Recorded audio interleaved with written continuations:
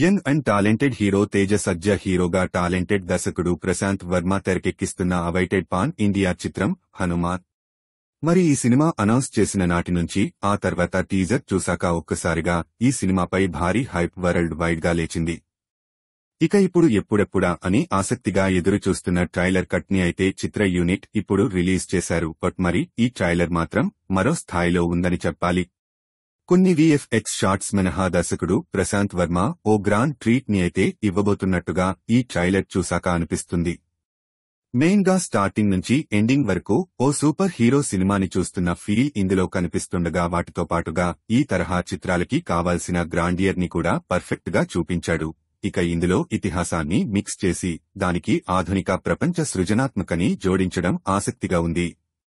తన పాత్రలో తేజ సజ్జా పర్ఫెక్ట్ గా కనిపిస్తుండగా విలన్ గా వినయ్ రాయ్ సూపర్ పవర్స్ ని దక్కించుకోవాలనే విలన్ గా తన సైన్యంతో కనిపిస్తున్నాడు. అలాగే వరలక్ష్మి, శరత్ కుమార్, సముద్రఖనిలు ప్రత్యేక పాత్రల్లో కనిపిస్తున్నారు. ఇక యాక్షన్ కూడా సినిమాలో ఊహించని లెవెల్లో కనిపిస్తుంది.